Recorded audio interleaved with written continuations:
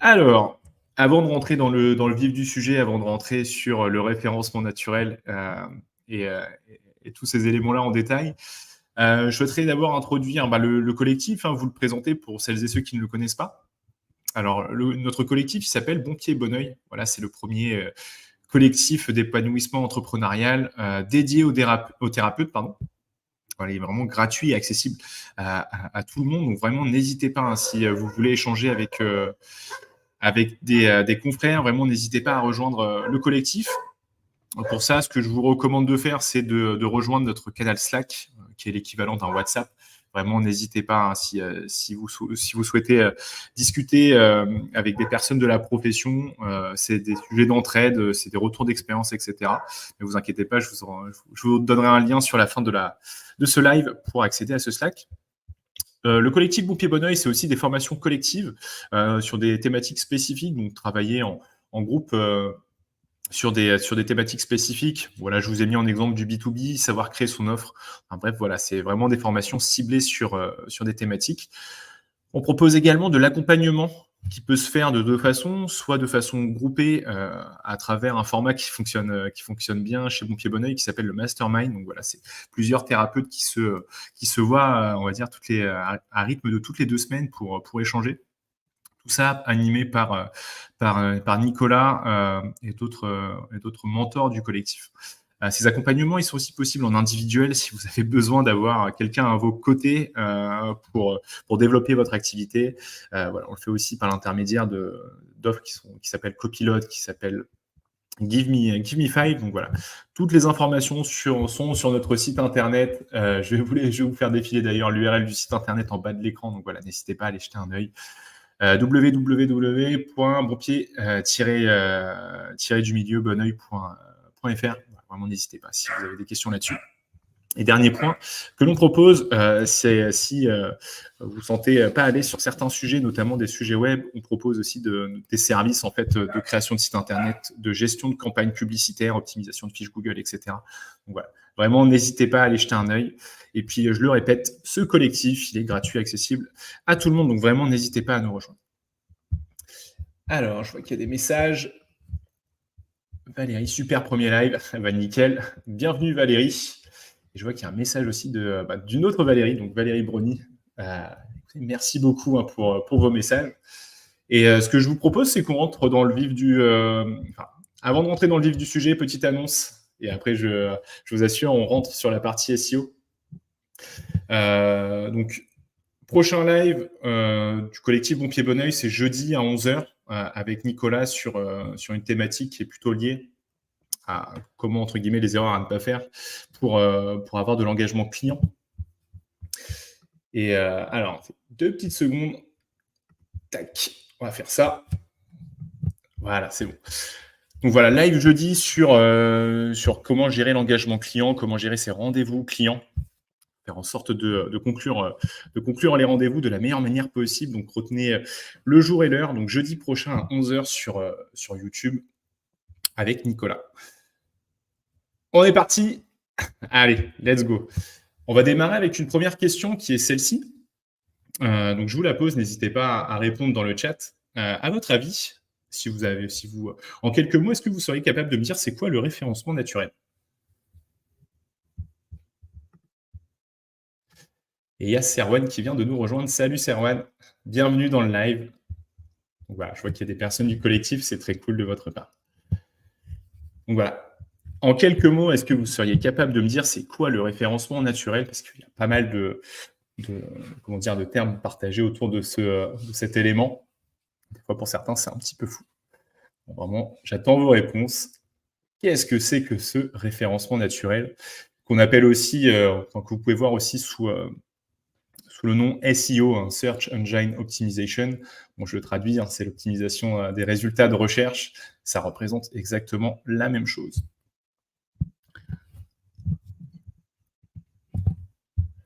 Puis je le répète, n'hésitez pas, hein, si vous avez envie de partager votre site internet, des questions directement dans le chat, allez-y. Franchement, c'est fait pour ça. J'essaierai d'y répondre tout au long du live. Vraiment, n'hésitez pas à partager vos questions directement dans le chat. Alors, Première réponse de Valérie, du coup Valérie Brony, je vais le dire comme ça à chaque fois. C'est le référencement de notre site internet à travers des mots-clés. Alors effectivement, ça va en faire partie. La partie mots-clés va faire partie de votre référencement naturel, mais pas que. On va voir qu'il y a plein d'autres choses. J'attends quelques secondes, voir s'il y a d'autres réponses. Mais du coup, effectivement, il y a bien un travail de mots-clés sur les sites internet. C'est généralement ce qu'on entend la majorité du temps. Le fait que, en fait, il faut bien choisir ses mots-clés, etc. Donc c'est totalement vrai, mais on va voir que pas que. Il y a plein d'autres éléments qui vont rentrer en compte pour faire en sorte que votre site internet soit bien référencé.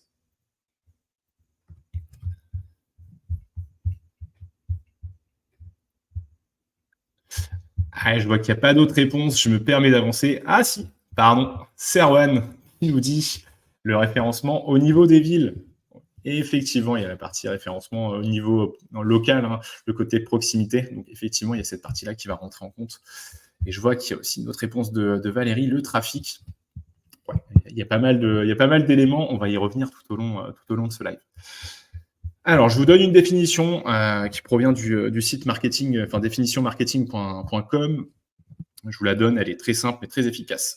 Le référencement naturel ou SEO désigne l'ensemble des techniques qui consistent à positionner favorablement un site ou un ensemble de pages sur les premiers résultats naturels ou organiques des moteurs de recherche, correspondant aux requêtes visées des internautes. Donc effectivement, le référencement naturel vous permet de positionner des pages de votre site internet sur des requêtes très spécifiques tapées par les internautes. Donc voilà en quoi ça, on a une définition un peu simple et vulgaire, mais voilà à quoi ça sert ce référencement naturel. Je vois qu'il y avait d'autres éléments, le contenu du site, effectivement, Valérie Brony, et du coup, outils pour un bon positionnement. Donc ça, c'est une question, j'imagine. Les outils pour un bon positionnement, vous en faites pas, on va y venir tout au long de ce live. J'aime bien introduire le référencement naturel avec cette image et ce mot. Savoir que le référencement naturel, il faut vraiment le voir comme un marathon, pas un sprint. Un peu comme d'autres éléments qu'on peut retrouver sur le web, hein, les réseaux sociaux ou autres. C'est le travail dans la durée qui va faire que ça paye. Et la pire des choses, c'est de se dire que une fois qu'on est en haut, on est tranquille. Pas sûr, parce qu'il y a toujours tout un tas de compétiteurs derrière vous qui vont essayer de venir challenger votre première place. Donc le référencement naturel, il faut vraiment le voir sur un travail de moyen long terme et vraiment jamais arrêter cette réflexion-là. Alors pourquoi le SEO? Pourquoi ça existe? Tout simplement, si on prend les moteurs de recherche les plus connus, on va dire dans l'Hexagone, en France et en Europe, on va dire Google et Bing, ça permet en fait de classer les sites internet selon leur légitimité et leur popularité. D'ailleurs, je me permets de faire cette remarque. Le principe, le but d'un moteur de recherche, c'est d'afficher les meilleurs résultats possibles à l'internaute. Parce que si le moteur de recherche ne le fait pas et il indique que entre guillemets, des sites pas légitimes, des sites un peu pourris, l'internaute, il va vite changer de moteur de recherche. Donc, il y a vraiment ce travail de classification en fonction de la valeur apportée par le site internet et aussi la popularité. Ça permet de répondre efficacement aux attentes des internautes. Je ne sais pas, vous allez me dire dans le chat, mais généralement, quand on fait une recherche sur Internet, on va dire sur Google aujourd'hui, on arrive à trouver des réponses assez rapidement. Donc, ça veut dire que le boulot fait par le moteur de recherche est plutôt pertinent. Et le dernier point, c'est proposer une expérience de navigation optimale. Alors, le référencement naturel, il faut bien faire attention à ne pas le confondre avec le référencement payant. Donc, je vous ai pris un extrait d'une requête que j'ai tapée tout à l'heure. Requête toute simple, thérapeute Paris 11, et bien discerner les résultats qu'on va retrouver. Ce que l'on voit en haut, en rouge, ce sont les résultats publicitaires. C'est des personnes qui vont payer, qui vont venir acheter certaines requêtes pour se positionner dessus. Donc là, on voit l'exemple, lien sponsorisé, Juliette Fontaine, il y a Doctolib qui viennent se positionner là-dessus. Donc il faut se dire que le référencement naturel, c'est ce qui va apparaître en dessous. Entre guillemets, vous n'allez pas payer directement une régie publicitaire pour apparaître dans les premiers résultats, mais c'est les efforts que vous allez fournir qui vont vous permettre d'arriver là. Voilà. Il faut bien ne pas confondre ces deux éléments-là. Donc ce qui est assez intéressant aussi, c'est de se dire, OK, bon, moi, je souhaite me positionner sur telle ou telle requête. Je vais quand même aller voir ce qui va apparaître parce qu'il y a un truc qu'il faut bien prendre en compte, c'est que les résultats payants, ils vont apparaître dans les résultats de recherche. Donc, je vous prends un exemple tout bête. Si vous estimez que vous êtes en 3e position, je prends cet exemple-là, le centre de psychothérapie dans Paris 11. En fait, en réalité, sur cette requête-là, pardon, vous êtes 5e. Donc, ça va avoir son impact également. Mais bref, le fait de bien ne pas confondre, en tout cas, ces deux éléments-là.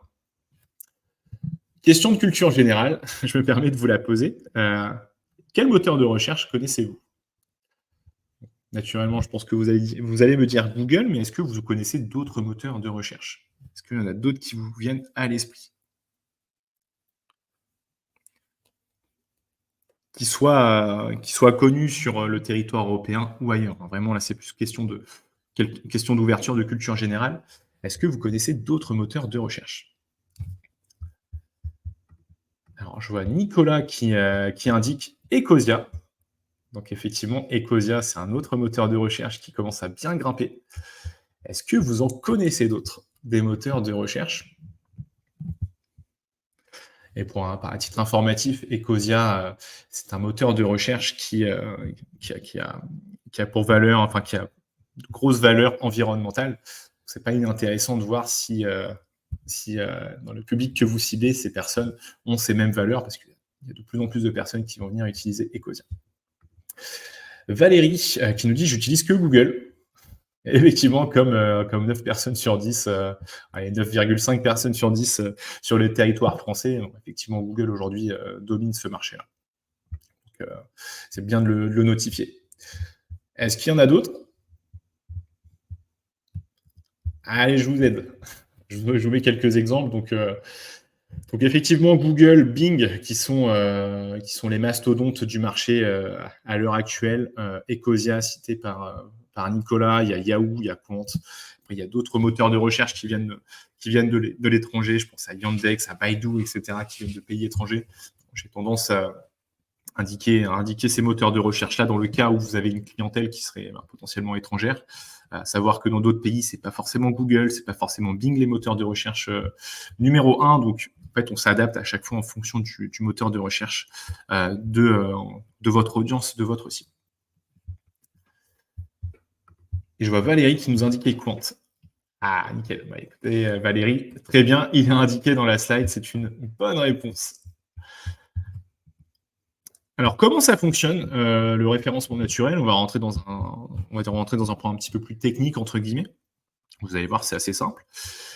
Comment fonctionne un moteur de recherche, que ce soit Google, Bing, etc. En fait, ils ont ce qu'on appelle des bots, des espèces de robots, qui, dans une première étape, vont venir analyser chaque page de votre site Internet.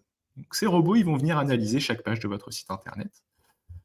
En fonction de ce qu'ils vont retrouver, ils vont venir indexer le contenu de ces pages. Indexer, ça veut dire que les robots prennent en compte ce qu'il y a sur vos pages, considèrent que ça a de la valeur et que ça peut être visible dans les résultats de recherche.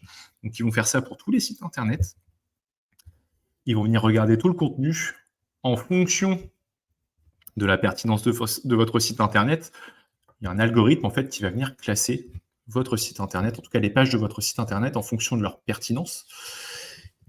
Et derrière, on va avoir ce qu'on appelle l'affichage. Donc, c'est généralement nous ce qu'on voit en fait. Lorsqu'on tape une requête, on va juste voir cette 4e étape d'affichage qui va nous montrer les résultats de recherche avec un classement finalement de ces sites Internet-là. Donc, voilà comment ça fonctionne. En tout cas, comment fonctionnent les robots qui vont générer ce référencement naturel. Donc, c'est un travail d'analyse et de classement. On peut le traduire de cette manière-là. Pourquoi aujourd'hui le référencement naturel, ça va avoir son importance? Tout simplement pour gagner en visibilité.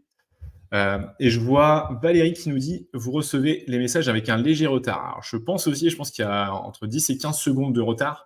Donc, voilà, ne vous en faites pas, je vois quand même vos messages. Je vais laisser un petit peu plus de temps dans ce cas-là lorsque je vous pose des questions pour être certain d'avoir toutes vos réponses. Merci en tout cas pour le retour, Valérie.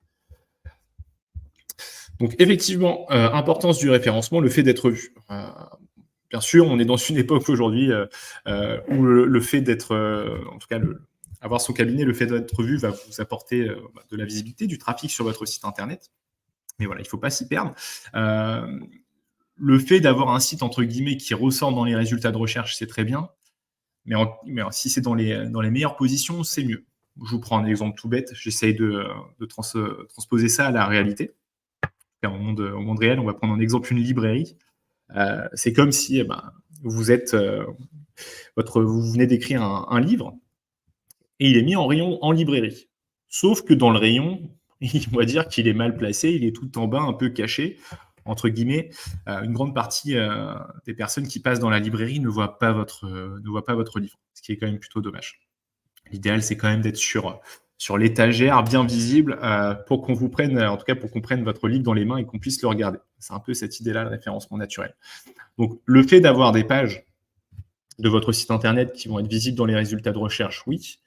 Mais voilà, à voir, en tout cas, c'est à voir en quelle position vous êtes. Sinon, il y a un terme qu'on aime bien utiliser dans le web. Je pense que lorsque vous faites des recherches Google, vous êtes déjà descendu tout en bas. Il y a plusieurs pages, en tout cas, il y a plusieurs pages de résultats de recherche. Voilà. Au-delà de la page 1 ou 2, voilà, on appelle ça le cimetière parce que personne ne va consulter ça. Les règles élémentaires d'un site internet bien référencé, on va rentrer dans cette partie détail. Première chose, c'est le B.A.-ba, c'est avoir un site qui est ce qu'on appelle responsive design. C'est un site, en tout cas votre site doit pouvoir s'adapter à n'importe quel équipement. Ordinateur, tablette, mobile, votre site, il doit être accessible sur chaque format. Première chose. Pourquoi il est pertinent d'avoir ce responsive design, tout simplement parce que depuis maintenant 5 ans, en fait, Google a décidé de faire l'étape d'analyse de votre site internet. Donc, quand ils viennent scanner, etc., ils vont le faire sur la partie, en tout cas sur votre site en version mobile, pour la simple et bonne raison qu'aujourd'hui, il y a 7 recherches sur 10 qui sont effectuées via un mobile. Donc, en fait, les robots, que ce soit de Google ou Bing, vont aller scanner votre site internet sur ce format-là. Donc, première réflexion à avoir, c'est le fait de se dire, je fais en sorte que mon site internet soit nickel sur la version mobile. C'est la base, dans l'idée d'avoir la meilleure expérience utilisateur possible. Deuxième élément, la partie performance. Performance de votre site internet, est-ce qu'il est rapide d'accès? Est-ce que c'est ultra lent? Voilà, ça va en faire partie aussi. Forcément, c'est un critère de choix pour les moteurs de recherche. Je pense que vous, comme moi, on déteste aller sur un site internet qui met plus de 10 secondes à charger. Généralement, ça nous énerve un peu. L'expérience, elle n'est pas optimale. Donc, les robots des moteurs de recherche le prennent en compte, forcément. Si vous cherchez un outil pour faire ce test, je vous en partage un dans le chat. Je vous le mets juste ici. Je vais faire ça. Hop.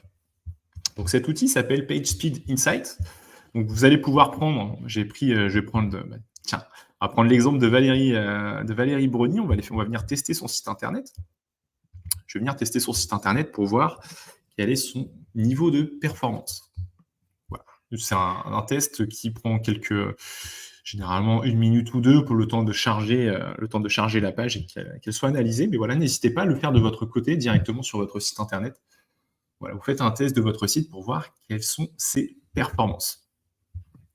Et ce qui est assez chouette avec cet outil, c'est que ça va vous donner deux données. Un test en version mobile et un test en version bureau. Donc voilà, j'ai mon résultat de test qui va ressortir. Je vois que voilà, en termes de performance, on est plutôt on va dire sur une note moyenne basse. Voilà, à prendre avec des pincettes, je vais vous expliquer pourquoi. Et puis vous allez voir, hein, généralement la note sur mobile est inférieure à la note sur PC.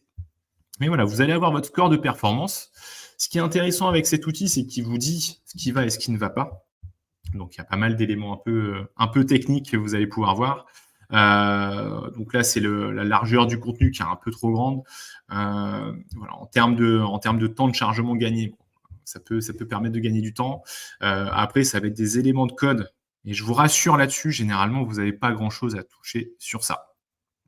Alors, je ne sais pas sur quoi a été fait le site de Valérie. Je me permets d'aller voir. Je vais recharger. Mais généralement, lorsqu'on est sur Wix, lorsqu'on est sur du WordPress avec des thèmes, en fait, c'est des éléments qu'on ne peut pas modifier, qui sont déjà intégrés dans le site. Alors, c'est un site en Ruby. Orson. OK. Orson, ça doit être le nom du créateur. Ok, ça marche. Donc, en l'occurrence, là-dessus, s'il y a des éléments qui peuvent être, entre guillemets, soignés, c'est potentiellement le format des images qui peut faire gagner de la performance à Valérie. Pour le reste, ça reste un peu délicat. Mais pas de panique là-dessus. Voilà. D'un point de vue accessibilité, c'est peut-être les éléments à revoir. Sur l'aspect performance, il ne faut vraiment pas vraiment se mettre la pression là-dessus, notamment si vous utilisez, je sais pas, un gestionnaire de cookies, si vous avez un Google Tag Manager qui est connecté à votre site internet, c'est ces outils qui vont qui vont ralentir le temps de chargement. Voilà, vous en avez besoin pour analyser ce qui se passe sur votre site web. Donc, voilà, en l'occurrence, ici, il y a quelques éléments à changer. Mais en réalité, Valérie, je te fais un retour en direct. Ça risque d'être délicat de le faire. Ensuite, les éléments incontournables sur votre site internet. Le sitemap, donc le plan de votre site, que vous allez pouvoir indiquer au robot, que ce soit de Google ou Bing, en fait, qui est juste un plan de votre site internet. Je vulgarise un peu la chose, mais il faut bien se dire que les robots, les bots qui viennent sur votre site internet, c'est un peu des feignants. Donc vous, le but, c'est de leur mâcher le travail un maximum. Donc en fait, un plan de site, ça va permettre au robot de comprendre très concrètement ce qui se passe dans votre site. Bon, j'aime bien prendre cette image-là, c'est un peu comme lorsqu'on va, par exemple, je sais pas, chez Carrefour ou chez Ikea. Généralement, il y a les noms des... en tout cas, à chaque début de rayon, il y a la catégorie du rayon et ça nous permet de ne pas nous perdre. C'est un peu cette idée-là. Le deuxième fichier, c'est un fichier qui s'appelle robot.txt. Généralement, vous le touchez très peu. C'est un robot qui va indiquer aux robots des moteurs de recherche, que ce soit Google ou Bing, s'ils peuvent passer sur votre site internet, s'ils peuvent venir scanner vos pages. Donc ça, généralement, il est déjà mis en place. Alors, je vois qu'il y a une question de Valérie. Cela veut dire que les photos sont trop lourdes? Non, pas spécifiquement trop lourdes. Alors, ce qui serait idéal de faire, c'est de les passer sous ce format, donc format WebP. C'est le format privilégié qui permet de réduire le poids des images. Et je vous le mets dans le chat. Donc, en l'occurrence, ouais, les photos sont un peu lourdes, mais pour ton exemple, Valérie, je ne suis pas persuadé que ce soit... Ça va te faire gagner quelques secondes, mais pas persuadé que ça te fasse gagner des dizaines de secondes. Ensuite, sur votre site internet, ce qui va être primordial de faire, c'est de bien le structurer. Alors, c'est un peu bateau ce que je vous dis là. C'est pour ça que j'ai pris l'exemple de Decathlon. Votre site internet, il doit être facile de navigation. L'internaute qui vient dessus, il doit trouver l'information qui l'intéresse le plus rapidement possible. Vraiment, faites preuve d'empathie, mettez-vous à la place de l'internaute qui tombe sur votre site internet. Le but, c'est de lui mâcher le travail, lui indiquer les bons chemins très rapidement. Pour ça, le menu, vous prenez le temps de bien le travailler, de bien le choisir. Autre élément que je peux vous donner, on le voit très peu, en tout cas sur des sites web de thérapeutes, mais ça peut arriver. Vous pouvez le garder en tête. Il y a une règle sur Internet qui s'appelle la règle des 3 clics. Un internaute qui arrive sur votre site Internet en 3 clics, grand max, il doit tomber sur la page qui l'intéresse, en tout cas sur l'information qui l'intéresse. Donc ça ne sert à rien de faire des pages dans d'autres pages, si ça perd finalement l'internaute qui arrive dessus. Vous pouvez prendre un exemple Decathlon, c'est très bien catégorisé. Voilà, vous pouvez le faire de la même manière. Élément qui va avoir énormément d'importance sur votre site internet, on appelle ça les balises heading. Donc je traduis les balises de titrage, on les appelle H à chaque fois. Donc je traduis heading égale titrage. En fait, c'est en fonction de ces balises que vous allez pouvoir construire votre page avec les différents mots-clés qui ont été indiqués au début du live. En fait, chaque page de votre site internet, il faut les voir, moi en tout cas j'aime bien prendre cette image-là, il faut les voir comme une copie de français ou une copie que vous pouvez rendre en histoire par exemple. Généralement, quand on rendait notre copie, c'était assez simple. Il y avait le titre principal de la copie, et ensuite, on allait venir, on va dire, décliner cette thématique-là, généralement avec des grands 1. Dans ce grand 1, on pouvait retrouver un petit A, un petit B, un petit C. C'est exactement la même logique. Vraiment, c'est exactement la même logique, donc ne vous faites pas avoir par cet élément-là. Chaque page de votre site internet doit être construite de cette manière-là. Donc, un seul titre principal Ce titre principal, on appelle ça un H1, donc un titre de niveau 1. C'est un peu comme si c'était le titre de votre copie. Ensuite, des H2, donc des titres de niveau 2 qui vont venir décliner ce H1. Et c'est là-dessus, c'est de cette manière-là que vous allez pouvoir venir construire votre page. Je me permets d'aller voir un site. Donc j'ai le site de Christelle qui nous l'avait partagé. Ça permet d'aller voir comment est construite sa page.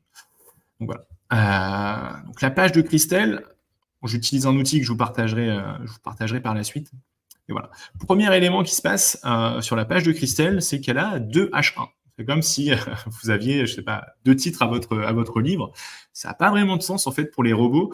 Faut bien se dire qu'ils sont conçus, ils ont été conçus, en tout cas les robots qui passent sur votre site, pour lire un contenu qui a été généré par l'humain. Et en fait, nous, naturellement, on crée du contenu de cette manière-là. Donc, des titrages, on catégorise à chaque fois.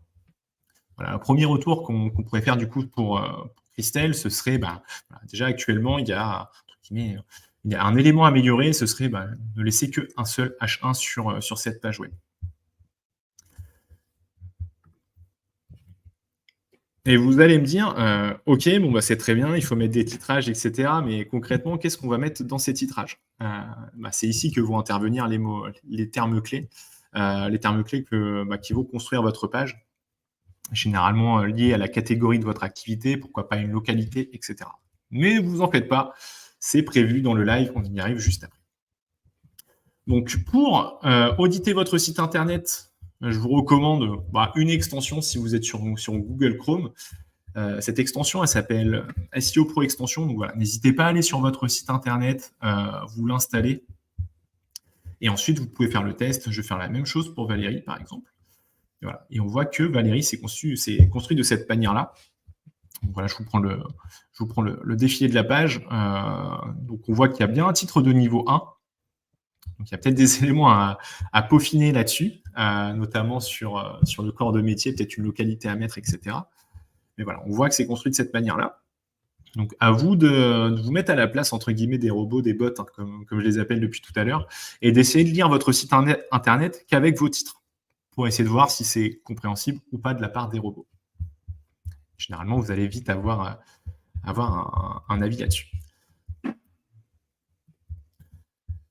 Donc les images sur votre site, donc on en parlait tout à l'heure, le fait qu'elles soient dans le bon format, à la bonne taille, c'est la meilleure chose à faire aujourd'hui. Il y a plein d'extensions qui existent sur des CMS, WordPress, Wix, etc.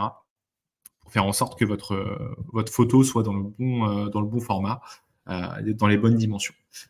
Ce que je vous recommande de faire, donc là on parle un peu SEO, mais on parle un peu stratégie sur le site internet aussi.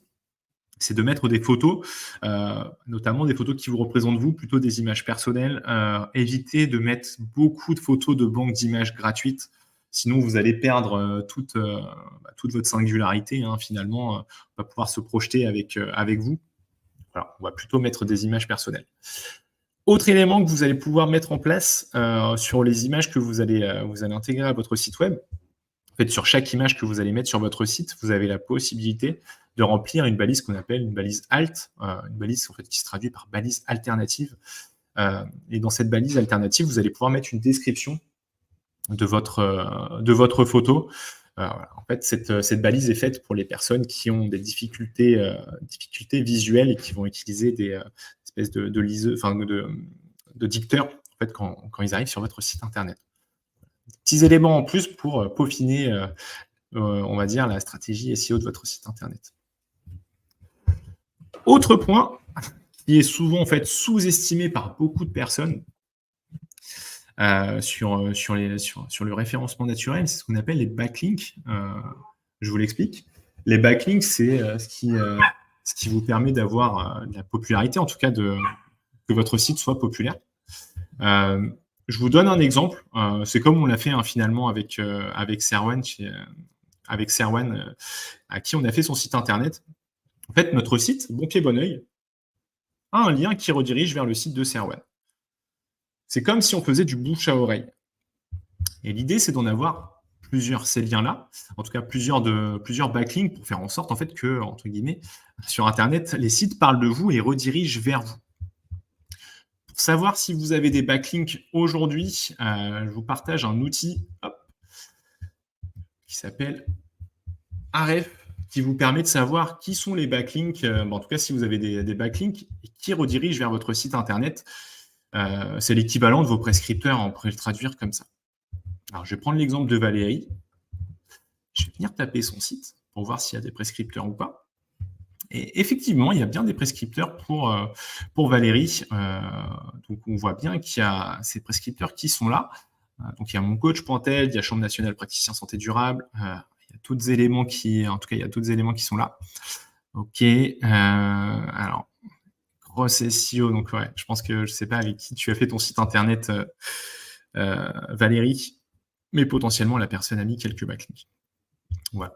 L'idéal, lorsque vous utilisez cette stratégie de backlink, c'est d'aller chercher des prescripteurs qui ont du sens. Donc, on va voir, je vais vous montrer un outil qui permet d'aller acheter ces backlinks, d'aller les trouver. Le but, c'est de trouver des prescripteurs qui ont du sens, qui sont dans votre secteur d'activité. Vous vous doutez bien que si vous avez des prescripteurs qui sont en Chine et qui ne parlent pas du tout de votre thématique, ça n'a aucun sens pour les moteurs de recherche. Pour eux, ce n'est pas en fait un critère qui vous met en avant. Pour ça, il y a un outil que je vous partage tout de suite. Je vous le montre tout de suite. Cet outil s'appelle Paperclub. Pareil, je vais vous le mettre dans le chat.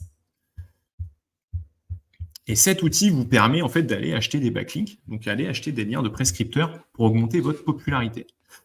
Cet outil, je vous le présente parce qu'il est vraiment simple d'utilisation. Vous allez pouvoir sélectionner la thématique qui vous intéresse. Donc, j'imagine que pour vous, ce sera plutôt, ça va être santé et bien-être. Vous allez pouvoir choisir le pays. En l'occurrence, ici, je vais mettre la France. Et je vais aller rechercher et voir qui sont ces fameux prescripteurs. Donc, vous allez voir que vous allez avoir des sites internet très connus qui vont vous proposer, entre guillemets, de vous faire un backlink, mais généralement, c'est pour des montants qui sont assez onéreux. Mais il y a possibilité, en fait, de venir sélectionner des plus petits acteurs. En tout cas, moi, c'est ce que je recommande si vous devez faire un peu de backlink, c'est de venir chercher des acteurs qui sont un peu plus petits, mais qui vont vous apporter cette popularité. Donc, j'ai réduit, entre guillemets, le prix de ce backlink et on voit qu'il y a d'autres acteurs qui vont apparaître. Donc, natureveda.fr à part entière, Evenco, La Wilson, maisonsanté.com. Voilà, à vous d'aller voir les prescripteurs qui vont faire sens pour vous. Et puis, à vous d'aller, c'est en tout cas à vous de faire en fonction de vos ressources budgétaires, choisir les prescripteurs qui ont le plus de sens. J'y reviendrai si vous avez des questions sur cette partie backlink. Vraiment, n'hésitez pas à poser vos questions dans le chat. Autre élément que vous allez pouvoir ajouter sur vos pages web, pareil, on rentre dans des techniques de référencement entre guillemets avancées. C'est que chaque page de votre site internet, vous allez pouvoir en fait indiquer à Google à quoi elle correspond. Est-ce que c'est un article de blog? Est-ce que c'est une recette? Est-ce que c'est une actualité? Est-ce que c'est un produit que vous vendez? Enfin bref, tous ces éléments-là, vous avez la possibilité de les indiquer. Je me permets d'aller voir sur le site de Valérie, je vais aller voir s'il y a des données qu'on appelle structurées, hein. Ces données qui donnent plus de détails sur votre page. En l'occurrence, je vois qu'il n'y en a pas. Voilà. Alors, une des bonnes pratiques qui est à faire, c'est de venir ajouter ces données structurées en fonction de la nature de vos pages. Pour ça, j'utilise un outil que je vous partage dans le chat qui s'appelle Technical SEO. Et je vois qu'il y a une super question de la part de Nicolas. Est-ce que c'est pertinent des backlinks gratuits dans le même écosystème? Eh bien, effectivement, c'est une très bonne question et c'est vrai que la réponse serait oui. Faire de l'échange entre guillemets de liens entre personnes de l'écosystème, c'est une super initiative. C'est d'ailleurs nous ce qu'on propose avec Bon Pied Bon Oeil, hein. Je me permets de faire un point là-dessus. Sur notre site internet, on donne en tout cas on renvoie, on met des liens qui renvoient vers les pages des personnes qui font partie du collectif. Donc voilà, c'est du backlink entre guillemets gratuit. Donc voilà. Enfin, c'est une bonne façon de faire. N'hésitez pas, hein, si vous avez des personnes dans votre entourage qui font partie du même écosystème, de faire cet échange de liens. Super question, Nicolas. Merci. Et je vois qu'il y a Serwan qui me dit super boulot, je file. En soi, bonne fin de live. Merci beaucoup, Serwan, pour ton commentaire. Bon soin à toi. Allez, je reviens sur la partie données structurées. Donc, je vous ai partagé ce site internet parce que je le trouve assez simple d'utilisation, hein, finalement. C'est que, en fait, à chaque fois que vous allez aller dessus, vous allez pouvoir sélectionner plusieurs typologies, entre guillemets, de pages. Est-ce que votre page, c'est plutôt un article? Est-ce que c'est plutôt un événement? Est-ce que c'est plutôt une FAQ? Est-ce que c'est plutôt, il y a quoi? Il y a une recette, etc., etc. Donc, écoutez, je vais prendre l'exemple de Serwan, avec qui on a discuté, qui souhaitait, en tout cas, qui souhaite mettre des recettes en place sur son site internet. La bonne pratique à faire, ce serait que sur chaque page où il y a ces recettes, je vienne intégrer ce code, en tout cas cette partie données structurée, ce petit bout de code en plus. Pour ça, je prends un exemple tout bête, hein. Je vais mettre compote de pommes. On va dire que c'est le nom de sa recette. Voilà, on pourrait mettre une description, une compote de pommes faite avec les ingrédients, avec les pommes du jardin, hein, je mets une bêtise, etc., etc. Je pourrais mettre des mots-clés. Compote de pommes, compote pomme. Voilà, j'ai envie de me positionner dessus. Je peux mettre l'image de qui illustre cette recette, etc., etc. Et en fait, ce code, ce petit bout de code, je vais venir l'intégrer sur ma page, en l'intégrant sous un format. Généralement, vous le voyez noté embed, je vais vous le mettre dans le chat.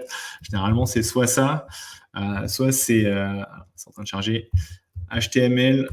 Vous avez la possibilité d'entrer des balises qui vont avoir ces noms-là. En fait, vous allez pouvoir les intégrer sur votre page. Une fois que ça c'est fait, en fait, vous allez indiquer, par exemple, à Google que votre page, c'est une page de recettes.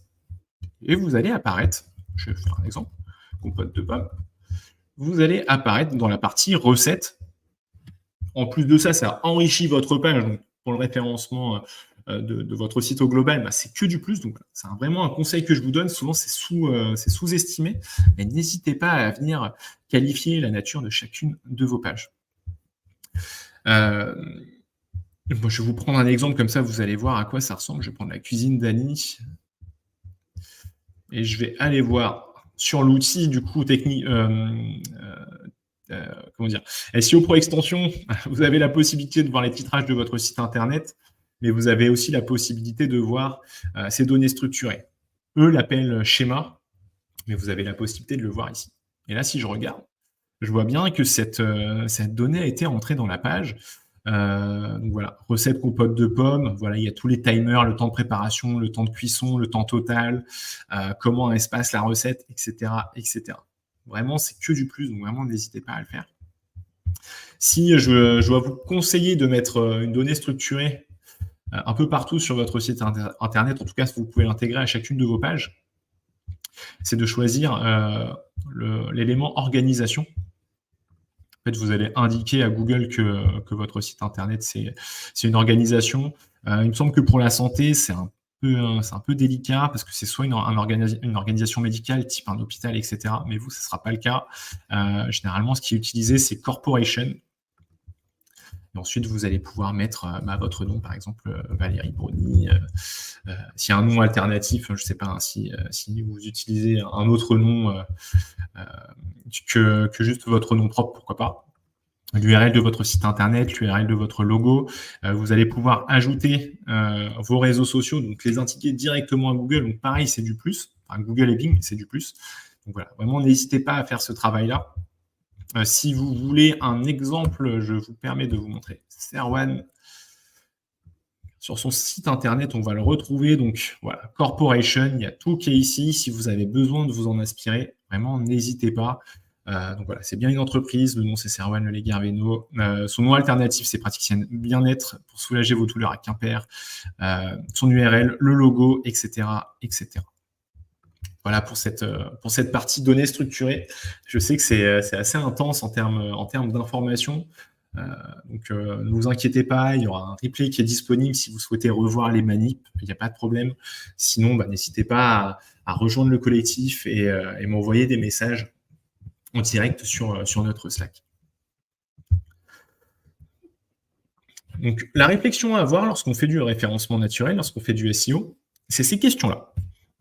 Donc, comment je vais faire pour répondre autant aux internautes et autant aux critères des robots? Par rapport aux internautes, là, il y a les questions simples que vous pouvez vous poser. La première, ce serait: «Ma page répond-elle à ses besoins?» Est-ce que ça répond aux besoins de l'internaute, ou pas? Est-ce qu'il y a toutes les informations nécessaires? Est-ce que ça me permet, de comprendre la pratique? Est-ce que ça me permet d'appeler? Est-ce que ça me permet de prendre rendez-vous? Est-ce que, je sais pas, il y a mes tarifs si je souhaite les indiquer? Est-ce qu'il y a mes horaires? Enfin bref, tous ces éléments-là sont-elles sur ma page? Ensuite, la lecture de ma page est-elle facile? Est-ce que c'est facile de comprendre ce qu'il y a dessus? Attention aux problèmes de contraste, le texte gris sur fond noir, tous ces éléments-là un peu illisibles, on évite, les images de mauvaise qualité et cetera aussi. Voilà. Est-ce que ma page, elle est facile à lire ou pas? Est-ce qu'on comprend facilement ce qui se passe? Le but, c'est de mâcher le travail à cet internaute. À aucun moment, il doit avoir un point de rupture avec votre site internet. Ensuite, est-ce que mon propos est imagé? Voilà, bref, est-ce que ça me permet de me projeter sur le site internet, et cetera ou pas? Voilà, les questions à se poser dans ce sens-là. Ensuite, pour le robot, mon contenu, est-ce qu'il est bien structuré? Est-ce que j'ai bien respecté les balisages de titrage? Donc je le rappelle, H1, H2, et cetera. Est-ce que j'ai bien indiqué des données structurées? Est-ce que j'ai le bon champ sémantique pour que le robot puisse comprendre mon mot-clé principal de ma page et de mon site internet? Parce qu'effectivement, si sur votre accueil de site internet, je dis une bêtise, mais votre titre de niveau 1, ce n'est pas sophrologue à Paris 11e, mais c'est vivre sa vie, mettez-vous à la place du robot et dites-vous comment ce robot va interpréter ça. Généralement, en fait, il ne va pas venir vous positionner sur le côté naturopathe à Paris dans le 11e, parce que pour la simple et bonne raison, en fait, que vous ne l'indiquez pas. Vous en faites pas, on va le voir juste après. Voilà, vraiment, n'hésitez pas à vous poser ces questions-là, faites l'audit de votre site internet, essayez de vous projeter, en tout cas, essayez de vous mettre à la place de l'internaute pour faire ce travail-là. Autre question qu'on va se poser, comment mesurer vos performances sur le référencement naturel? Forcément, le but, c'est de mettre des bonnes pratiques en place et ensuite de vérifier que vous allez dans le bon sens. Pour ça, il y a un outil qui est incontournable. Il y en a un deuxième qui est incontournable, mais vraiment celui-ci est incontournable. Cet outil s'appelle la Google Search Console. En bref, c'est l'outil qui vous permet de savoir si votre site web est bien indexé par Google et si vos pages sont bien comprises par les robots. En gros, c'est l'élément, en tout cas, c'est l'outil qui vous permet de savoir si tout va bien. Donc, si vous ne l'avez pas installé, faites-le en urgence. Ça vous permettra d'avoir des informations capitales sur votre site internet.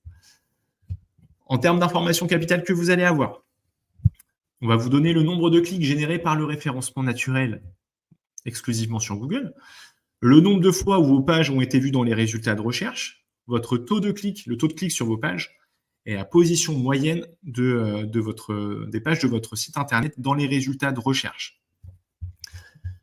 Je vais vous donner un exemple. Alors,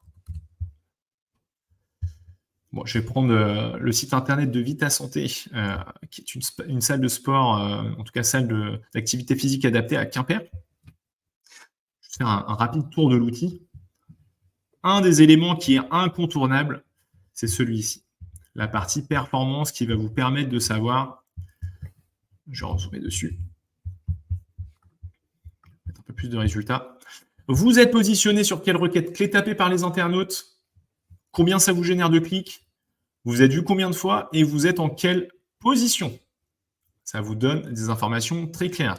Donc, si vous avez des hypothèses aujourd'hui et vous vous dites « Ah, mais je pense que je suis premier sur cette requête », allez vérifier avec l'outil, avec la Search Console, pour être certain que vous êtes dans le vrai. Parce que je peux vous le dire, un retour d'expérience. Je rencontre beaucoup de gens qui disent bah, « Moi, je suis premier sur la requête avec mon nom ».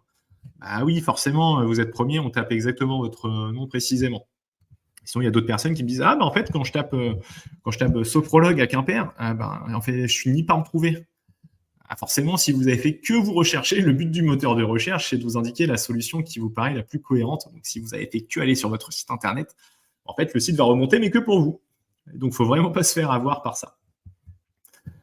Donc, vraiment, outil la Search Console, impératif de l'avoir pour être certain que votre stratégie va dans le bon sens. Sur cette Search Console, vous allez pouvoir savoir quelles pages sont indexées par Google, donc quelles pages vont apparaître dans les résultats de recherche, donc celles qui vont être dans l'index. Bon, l'idéal, c'est quand même d'avoir les pages d'accueil des pages, je ne sais pas, pour prendre des rendez-vous, etc. S'il y a des pages qui ne sont pas indexées, des fois, c'est pas grave. Si c'est juste des pages de formulaire de contact envoyés, en fait, vous vous en fichez que cette page, elle apparaisse dans les résultats de recherche. Sur cette Search Console, vous avez la possibilité d'indiquer votre sitemap. D'ailleurs, je ne vous l'ai pas dit tout à l'heure, hein, c'est un petit oubli de ma part. Si vous voulez savoir si votre site a un sitemap, pour ça, vous allez taper en fait l'URL de votre site internet et ensuite vous allez pouvoir taper sitemap.xml. Je vais vous le mettre dans le chat. Je vais faire l'exemple de Valérie. Hop. Donc je vois que Valérie, il y a un sitemap, mais apparemment il y a un statut qui n'est pas bon. Alors il met statut 406. Si je dis pas de bêtises, en fait, ton sitemap, il n'est pas regardé par les robots. Donc l'idéal, ce serait d'aller voir ce qui se passe dessus, à voir comment tu l'as généré ton sitemap. Je pense que c'est directement via ton site. Mais voilà. En tout cas, aujourd'hui, si on prend l'exemple, les robots ne pourraient pas utiliser ce sitemap-là. Je repars sur la Search Console. Vous allez avoir des données concernant l'expérience sur votre page, est-ce que l'expérience est bonne ou pas, etc., etc. Voilà, vraiment les éléments primordiaux, la partie performance, la partie indexation pour voir si votre site et les pages de votre site sont bien visibles dans les résultats de recherche. Hop, je reprends la présentation et je vois qu'il y a une question de Nicolas, question issue de l'espace communautaire. Ces outils sont-ils gratuits? Eh oui, ces outils sont tous gratuits, donc autant en profiter. Il ne faut vraiment pas être avare de ces outils, profitez-en. Hein. Là, je vous en donne pas mal. Franchement, prenez-les, c'est des outils gratuits. Moi, je les utilise au quotidien hein, pour faire mon travail. Donc, tout ce que je vous partage, c'est ce que j'utilise moi au quotidien lorsque je travaille avec des clients. Voilà, c'est ma façon de faire, je vous la partage gratuitement. Et les outils sont gratuits aussi. Donc, comment installer cette Google Search Console? Première chose à faire, c'est d'aller sur le site de la Search Console. Alors, je vais vous donner un exemple. Hop, je vais vous le faire. Vous allez sur le site de la Search Console. Je vais vous l'envoyer dans le chat. Peut-être que certains vont pouvoir le faire en direct. Mais en principe, vous allez cliquer. Vous n'allez pas avoir la même interface que moi, mais vous allez avoir une interface qui va vous dire « Commencez maintenant ». Quelque chose comme ça. Et une fois que vous cliquez sur ce bouton-là, vous allez avoir cet élément-là qui va apparaître. Donc, vous avez la possibilité de sélectionner ce que vous souhaitez indiquer comme propriété. Donc, nous, ce qu'on va faire, c'est plutôt un domaine, hein, c'est un nom de domaine spécifique. Donc, en l'occurrence, si je prends l'exemple de Valérie, je vais venir mettre son nom de domaine. Alors, si je ne dis pas de bêtises, il ne faut pas mettre le HTTPS www. Je mets juste le nom de domaine et je vais cliquer sur Continuer. Ok, donc là, la Search Console me dit, bon, j'ai bien détecté que votre hébergeur, c'était Gandhi. Je laisserai me valider que c'est ça, Valérie, dans le chat. Mais voilà, c'est bien Gandhi. Je peux lancer la validation. Et normalement, ça va valider l'accès à la Search Console. Méthode la plus simple possible. Autre méthode qui peut arriver, c'est que si vous n'êtes pas chez Gandhi, vous allez taper le nom de domaine de votre site internet et vous allez avoir cette boîte de dialogue qui va apparaître.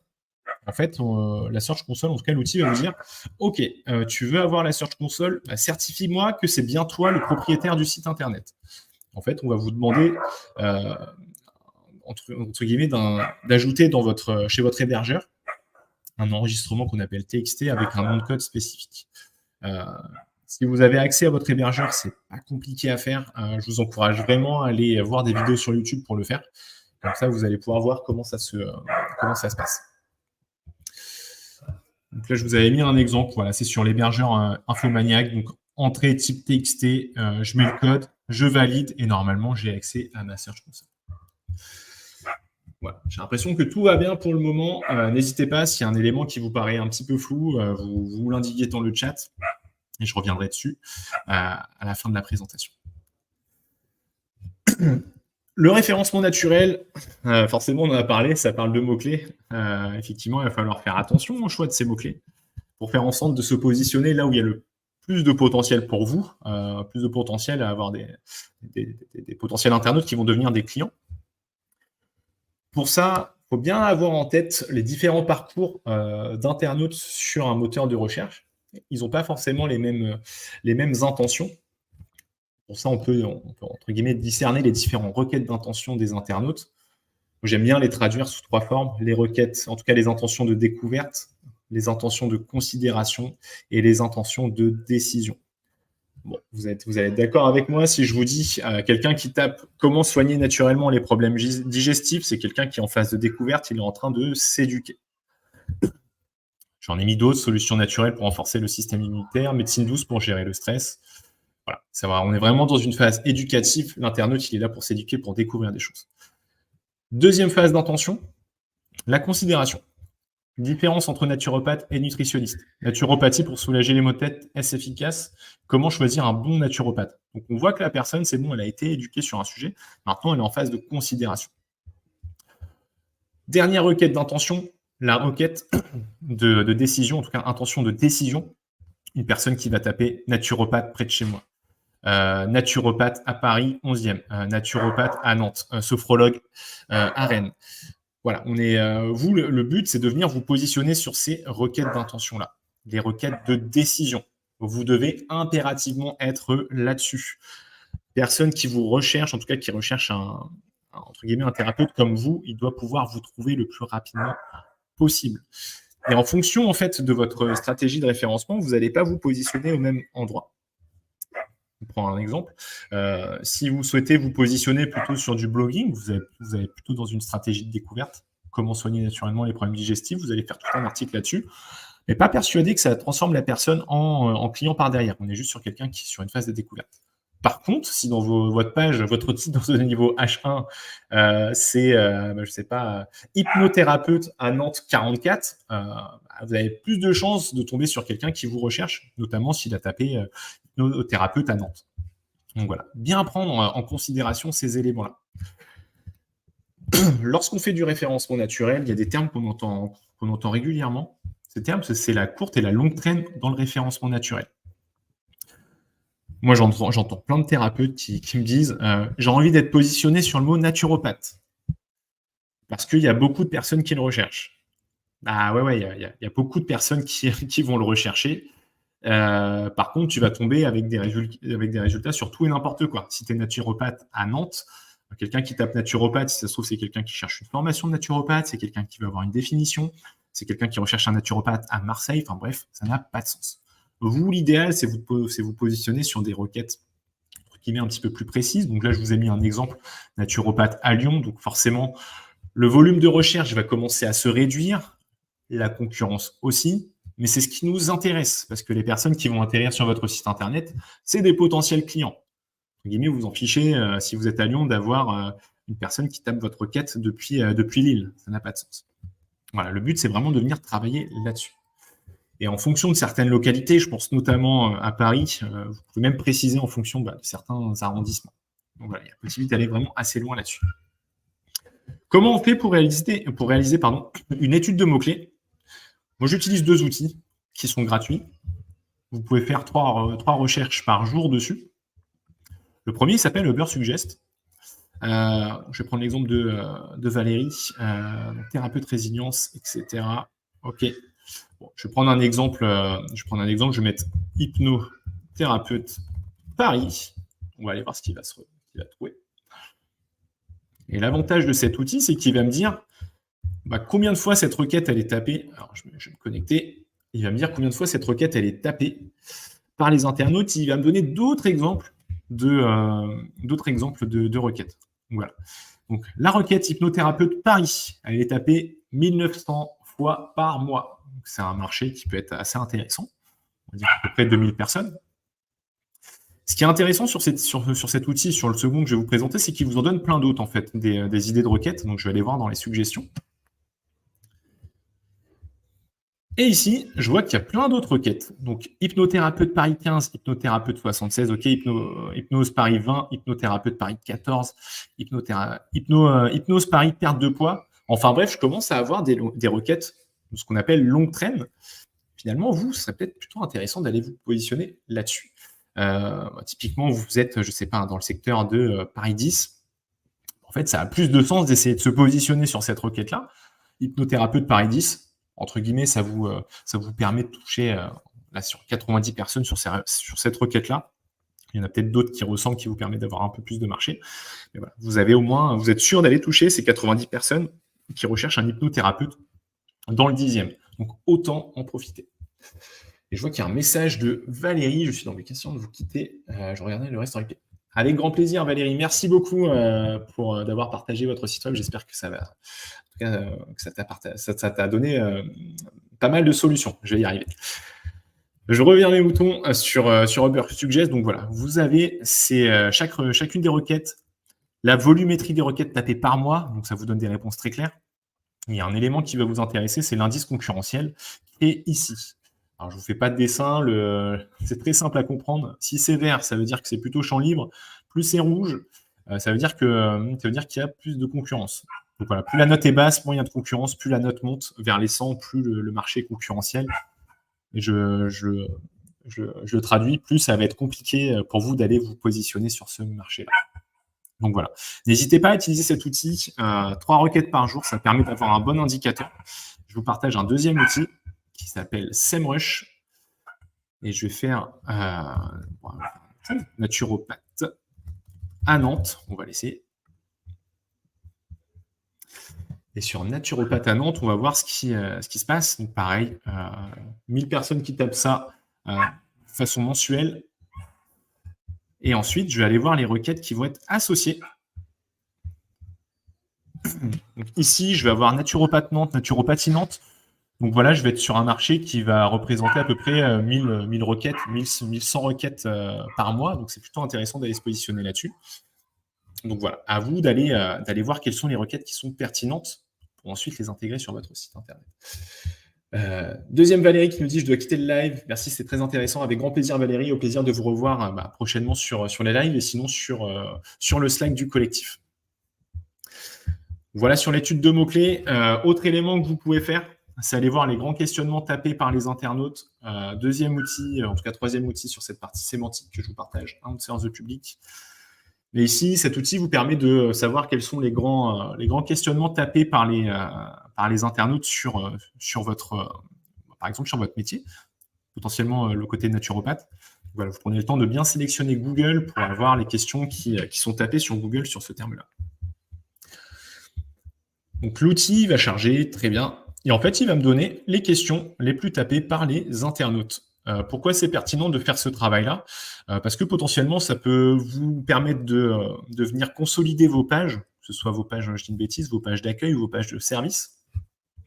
Pour vous donner un ordre d'exemple, c'est ce qu'on a fait avec Serwan. Je prends la page magnétiseur guérisseur à Quimper. Voilà, en fait, il y a beaucoup de questions tapées les internautes qui vont apparaître sur cette page-là. Ça permet aussi de donner plus de valeur à votre page, plus de connaissances. C'est des signaux positifs de la part des robots, des moteurs de recherche. Donc, autant en profiter. Voilà. Questions, réponses rapides à chaque fois. Ça fait très bien le job. Et quand vous faites ça, en fait, vous êtes en train de venir enrichir votre page web. Voilà, pareil. En séance de public, je vous le recommande fortement. Donc, je vois que le temps avance. Essayez de finir en temps et en heure. Donc moi, ce que je vous encourage à faire, c'est sur cette partie mots-clés, c'est soit de faire sur papier, soit vous faites un Excel, soit vous faites un Google Sheet, enfin, peu importe, vous utilisez de quoi noter. Et l'idéal, c'est de venir faire un document avec la page qui vous intéresse sur votre site internet. Quel va être le mot-clé principal? Je le traduis. Quel va être votre titre de niveau 1? Donc, quel va être votre H1? Est-ce qu'il y a des mots-clés secondaires que vous allez pouvoir intégrer potentiellement dans vos H2, le volume de recherche, l'indice concurrentiel, etc. Moi, j'utilise cette technique-là. Vous pouvez aussi catégoriser cette organisation des mots-clés de recherche en fonction des requêtes d'intention, découverte, considération, décision. Bon, en l'occurrence, si j'étais à votre place, j'irais directement sur du décisionnel, des personnes qui vont taper naturopathe Paris 11e, quelque chose comme ça. Comme ça, vous êtes certain d'aller vous positionner là-dessus. Donc les données structurées, on l'a vu tout à l'heure, donc c'est très bien. Et pareil pour la partie backlink. Voilà, n'hésitez pas à retourner sur ces outils pour aller voir ce qui peut être intéressant pour vous. Alors, les 6 étapes pour lancer sa stratégie SEO, on va finir là-dessus. Première étape, essayer de définir et de comprendre quelles sont les intentions de recherche des internautes selon votre métier. Est-ce que c'est plutôt de la découverte, de la considération et de la décision? Et moi, j'aurais tendance à vous dire, positionnez-vous sur de la décision. Ensuite, prenez le temps de vérifier prenez le temps d'aller voir quelle est la volumétrie et l'indice concurrentiel des requêtes pour être certain de vous positionner sur les bonnes requêtes. Donc, Ubersuggest, SEMrush, Answer the Public. J'avais mis Google Trends s'il y a des synonymes en fonction de vos métiers pour savoir ce qui fonctionne le mieux. En l'occurrence, je ne pense pas que vous en ayez besoin. Voilà, vous pouvez vous appuyer de Ubersuggest, SEMrush, Answer the Public. Et là, ça va vous donner des indicateurs très clairs. Ensuite, classifiez vos mots-clés. Donc, à vous d'aller sélectionner des mots-clés plutôt de longue traîne, comme on l'a dit. Donc, naturopathe Paris 11 pour l'exemple de tout à l'heure. Catégoriser, classifier vos mots-clés par catégorie et par page pour bien faire le travail. Enrichissez votre site internet avec des données structurées. Donc, on l'a vu, chaque page, on indique si c'est une page de blog, si c'est une recette, si c'est un produit, etc. N'hésitez pas à demander à des acteurs de l'écosystème des backlinks, de l'échange gratuit de liens pour monter votre autorité et votre popularité. Sinon, n'hésitez pas à aller sur des sites web qui vous permettent d'en acheter. Donc, je vous avais mis en exemple tout à l'heure paper.club, qui est vraiment facile d'utilisation. Donc, vraiment, n'hésitez pas. Et du coup, je pense qu'il manque une étape primordiale. Cette étape, c'est installer la Google Search Console. Vraiment, pensez à installer cette Google Search Console pour être certain d'avoir toutes les données sur ce qui se passe sur votre site internet. Donc voilà pour ce deuxième live sur le référencement naturel. Voilà, live qui est assez riche. N'hésitez pas, si vous avez des questions, à les mettre dans le chat. Et moi, j'en profite pour vous dire que jeudi prochain, à 11h, Nicolas fait un live sur cette thématique, l'engagement client en cabinet, les 5 erreurs à ne pas faire. Donc, voilà. N'hésitez pas à vous le noter dans l'agenda. Donc jeudi à 11h sur la chaîne YouTube en live, Nicolas vient parler de cette thématique-là, qui est très pertinente. Donc voilà, si vous avez des questions, n'hésitez pas à les partager dans le chat. Je vous le remets. Comment rejoindre le collectif? Il y a deux façons de faire. Soit vous rejoignez le Slack, et je vais vous envoyer le lien pour y accéder. Soit vous inscrivez à la newsletter qui est disponible sur notre site internet. Comme ça, vous allez avoir toutes les informations liées au collectif, sur nos lives, sur les formations, etc. Voilà, pour rejoindre le Slack, je le répète, je vous ai mis le lien dans le chat. N'hésitez pas, si vous voulez rejoindre le collectif Bon Pied Bon Oeil, échanger avec des confrères thérapeutes sur les problématiques du quotidien. Voilà, c'est vraiment un espace d'entraide, c'est gratuit. Vraiment, n'hésitez pas à nous rejoindre. Est-ce qu'il y a des questions? Je regarde dans le chat si j'en vois. Je laisse quelques minutes pour voir s'il y a des questions. Sinon, je le rappelle, tous nos lives sont disponibles en replay sur notre chaîne YouTube Bon Pied Bon Oeil. Donc vraiment, n'hésitez pas à vous abonner, activer la cloche, comme on dit, pour être certain de ne rien rater. Et puis, si certains l'ont entendu, il y avait des bruits d'aboiement de chien. C'est mon chien qui était à côté en train de faire le foufou. Navré pour le dérangement. Voilà, navré pour le dérangement là-dessus. J'ai l'impression qu'il n'y a pas de questions qui sont posées. S'il y en a une qui vous vient à l'esprit, n'hésitez pas à me l'envoyer en message directement sur notre Slack et j'y répondrai avec grand plaisir. Pareil, si vous souhaitez avoir un coup d'œil sur la stratégie SEO de votre site internet, etc., n'hésitez pas à venir nous le demander. Et du coup, j'ai Nicolas qui nous dit « Ok, beaucoup de remerciements dans le Slack et cool pour le replay pour revenir dessus. » Nickel. Eh bien, écoutez, je pense qu'il n'y a pas de questions. Merci à toutes et à tous d'avoir suivi ce live. Je le répète, dernier rappel, n'hésitez pas à venir jeudi à 11h sur notre chaîne YouTube avec Nicolas qui fait un live. Et puis, si le compte est bon, je vous souhaite bon courage avec votre stratégie SEO. N'hésitez pas à continuer d'enrichir vos connaissances sur cette partie-là. Puis, écoutez, moi, je vous dis à très vite pour un prochain live.